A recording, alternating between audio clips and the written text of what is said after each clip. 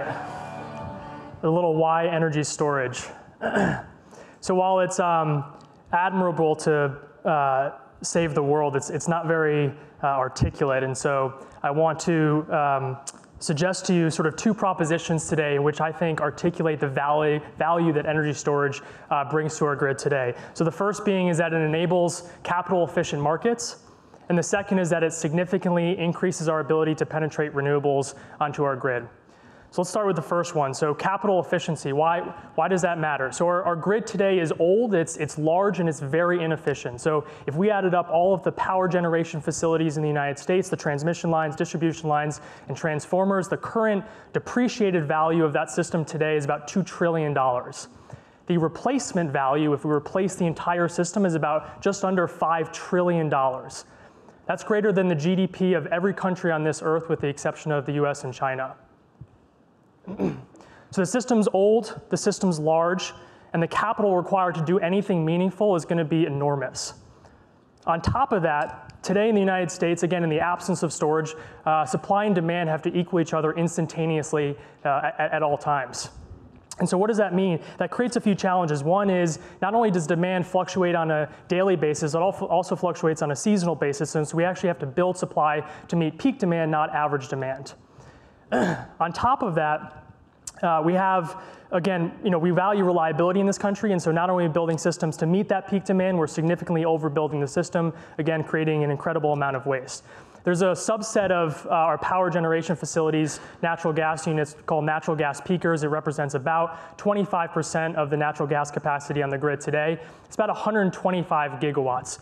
We actually heard a price earlier today, I believe. I think a fair market value price for peaker plants is about $800 per kilowatt. So at 125 gigawatts, that's about $100 billion in infrastructure value. The average capacity factor, or utilization, how often that plant actually runs, is about 6%. So that means right now we have, not including depreciation, about $100 billion of infrastructure asset that's sitting on our grid, doing nothing, sitting idle 94% of the time. That's incredibly inefficient. And so we view storage very much as a locational capacity resource, right? So the ability to provide capacity to the grid's most congested load and node centers, and to do so at a cost that's not only competitive with natural gas peaker units, but are also incredibly efficient. Second part, critical for renewable integration. So again, today, if we look at excluding hydro, if you look at the power generation curves of solar or wind, typically those curves are producing energy not when it's valuable to the actual grid. That creates a lot of problems. As we overbuild and we increase the penetration of renewables on our system, we're actually providing power at times of day that we don't actually need it. And so there's this concept of economic carrying capacity, which I want to introduce. And there's been studies that have recently shown that again, this depends on where you are in the United States, but the economic carrying capacity of an intermittent resource in the US is about 30%. That means it doesn't matter what the price of solar or wind is going to be, the fixed and variable costs could fall to zero. At some point, it becomes more expensive to actually integrate another megawatt of a renewable energy resource, again, in the absence of storage. California just recently found that for their PV to hit 50% of generation, they're going to have to add another 30 gigawatts of storage for that to be valuable. The other interesting point is that the solar world, the wind world, the inverter world, even storage, it's a commodity industry. These are commodities, and so the prices are being driven down to zero. And so the margins that developers are making right now in these projects is plummeting. And so interestingly, what we think about, again, in the absence of storage, as PV penetration increases, the PV ownership per watt, dollar per watt, actually decrease. Interesting study here from MIT, looking on our x-axis at solar PV penetration, on our y-axis looking at solar market income. As penetration is increasing, the amount of money that a solar developer can make, again in dollar per watt, is actually decreasing. And in the presence of storage, that trend actually starts to reverse. And so as we think about how to appropriately incentivize the penetration of renewables onto the grid, we need to be thinking about not only is how do we solve the intermittency problem, again, because there's a natural carrying capacity to how much we can actually do that, but how are developers actually making a margin such that we're incentivizing large-scale projects to be developed and we don't just have utilities rate-basing these assets. Lastly, I just want to sort of talk about price and value, where we are today. One of the largest inhibitors of large-scale storage entering our markets has been the cost. We've, again, always had the ability to store energy. It's just simply been too expensive given how cheap our system is today. So the predominant electrochemical technology in the market right now is lithium ion. Where we are now, so end of 2017, early 2018, the price of a fully installed lithium system grid scale on the market today is somewhere between $400 to $500 per kilowatt hour.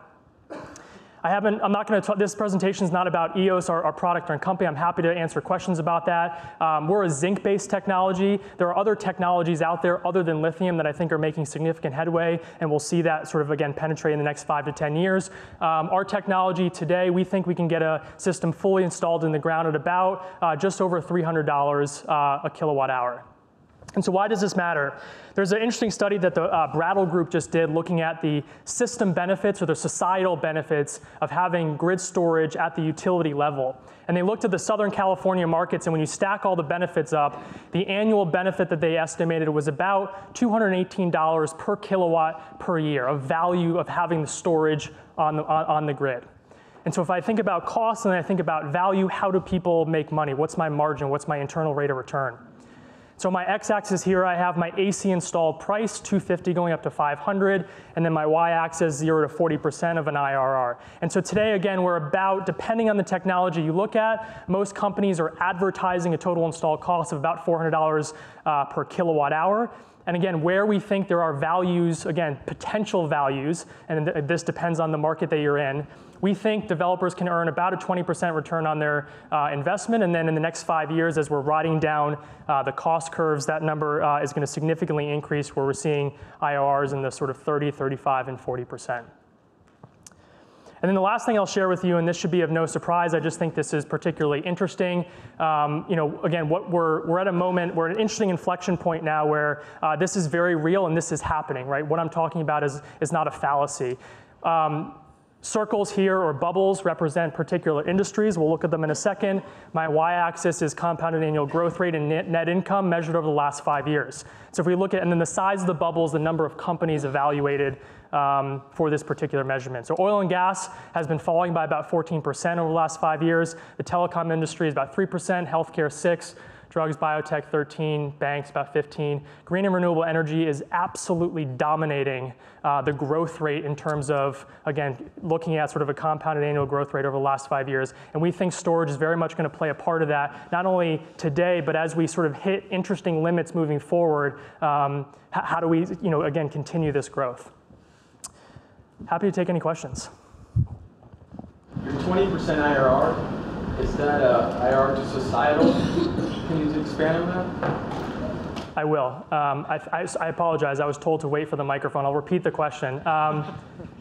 So the 20% IRR is, it's a good point. So it's really meant to look at it from the perspective of a developer over a 20-year project. What's the return on their investment?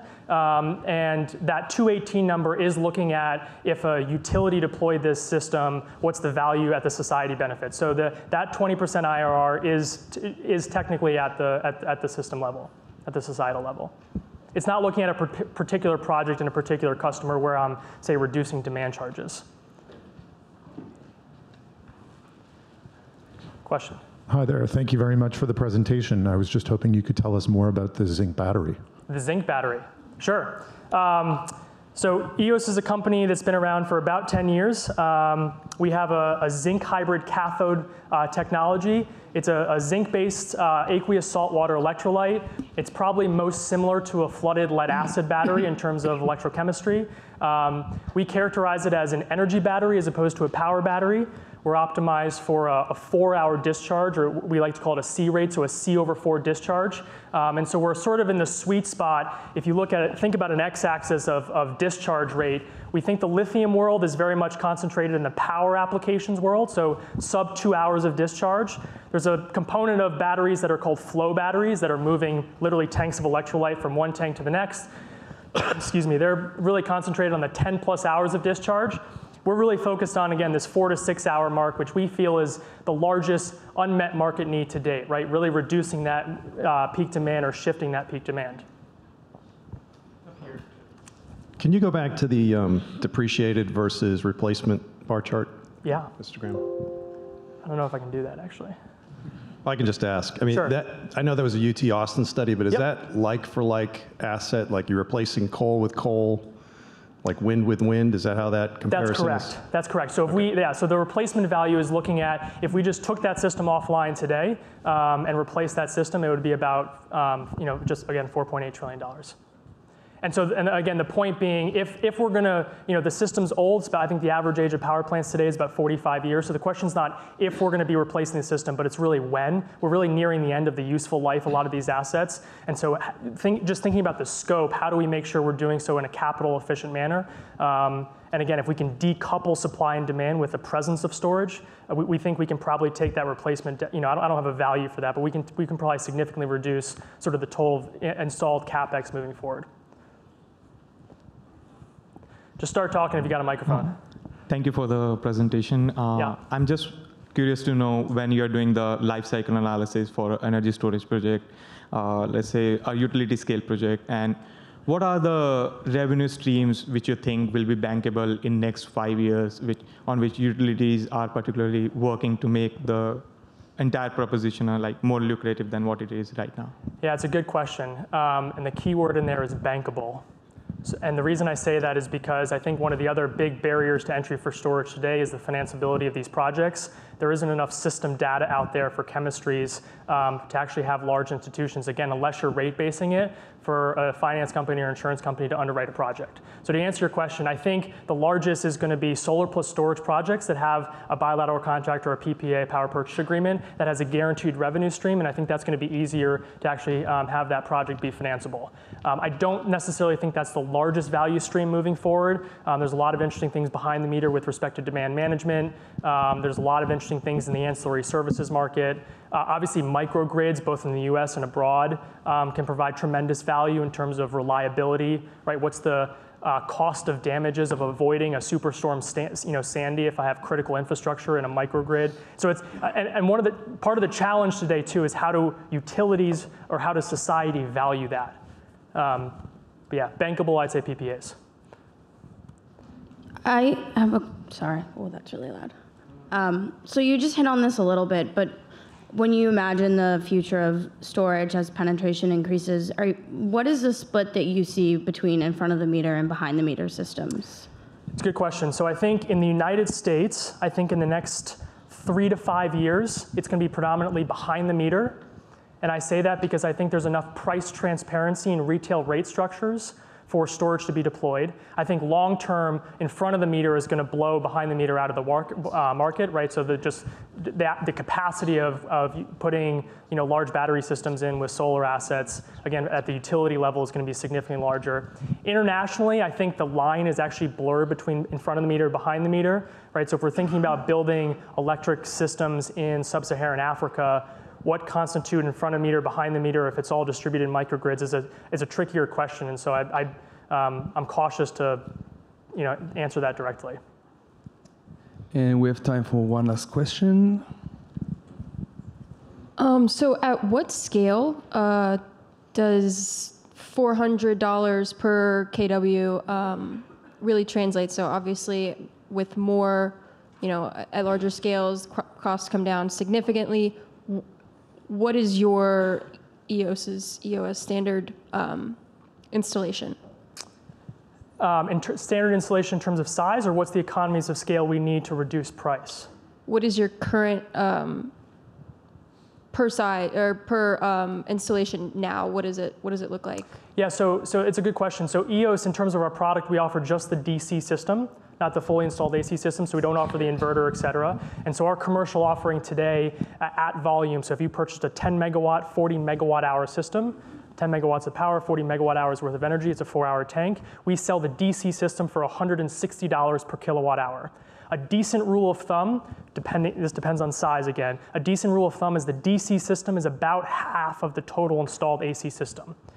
Right, so you need to add another half for the inverter, transformer, installation, typically warranties. Yeah, so we're at $160 a kilowatt hour at volume. I think that's it.